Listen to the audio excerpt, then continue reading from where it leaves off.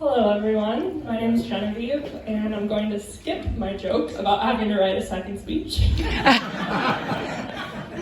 For those of you who don't know me, Erin's been my best friend since the second week of college, I would say. I think the first week she was still getting over the fact that I went to her rival high school, so she was adjusting and making sure I wasn't a terrible person. So she was my first friend at Hillsdale and quickly became the person whose room I stopped in after class just to chat, like every day. Throughout college, she was always the first person that I wanted to share my stories with and get her opinion on any decision I had to make. And post-college, she is still that person and much more. Erin Marie Grease Bonasso is definitely like a sister to me, and I just have to point out the fact that my actual biological sisters' names are Erin and Marie. So I think God really had something planned there for a while. It also really helped my dad remember her name quicker. You know how dads can be with friends. Anyways, we were not in the same sorority, so I guess we weren't sorority sisters, but we actually get asked frequently if we are sisters, like a handful of times so far, and we always respond simultaneously. I'm like, yes, we are, thank you so much for asking, and she's like, no. Why would you think that? But she's actually hopped on board a little bit. I think she's learned that I love to lie to strangers, so now she says yes. And typically we get asked that question when we are out dancing because we love to dance. So I don't know if it's just the dark hair and the light complexion, or if it's the fact that we will nail a synchronized rendition of The Hustle, like anywhere, anytime. You will probably all be witness to that tonight, honestly.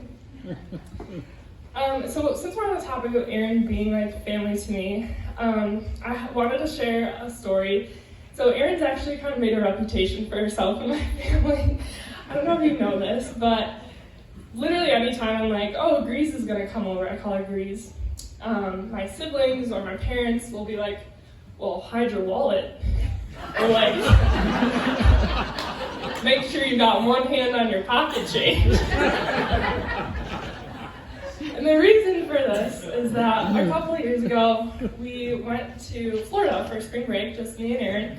And my parents were so gracious to let us stay with them the whole week. They were super generous, like treated us to dinners.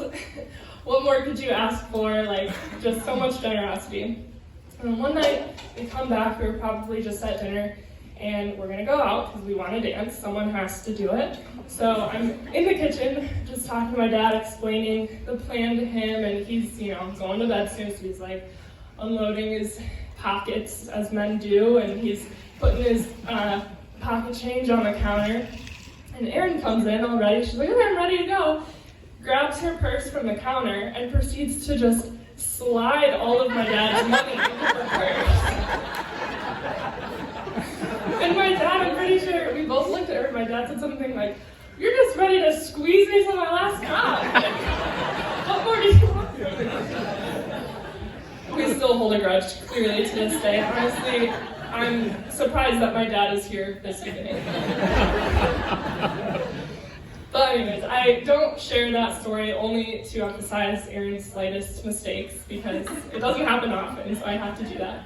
I also do so just to point out the irony of that, because in all seriousness, Erin is truly one of the most selfless, loyal, and invested friends that you could ever ask for. She really does give her all to her friends and family. She puts her all into encouraging and loving them and rarely asks for anything in return. And I think it really takes a strong person to be such a true friend. And so I'm glad that she found Michael, because Michael is that person for Erin who she can lean on, be the person who gives himself all to her and make sure that she has what she needs. He really just gets her, and it's honestly a joy to watch. And I think we always knew that Erin would end up with Michael. They were really solid all throughout college. Even being long distance, they would travel to Jackson, meet in the middle just so they could go to Mass together on Sundays. And that was something that I always really admired. I literally never doubted their relationship. Well, actually, there was that one time.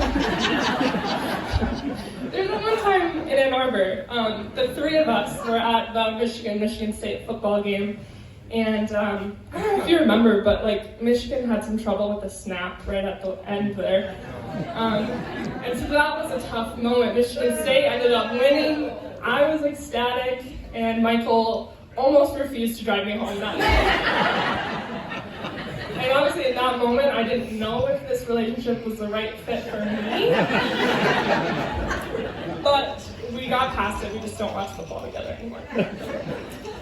I'm just kidding. I love you guys, and I'm so proud of both of the individuals that you've become and the strength in your relationship that you've shown. I really think it says a lot that you guys have been willing to put off this whole party for a whole year, so as not to forego the sacrament of marriage or not to delay your marriage. So I want to just raise a glass to you guys and cheers to Mr. and Mrs. Benassa. Cheers.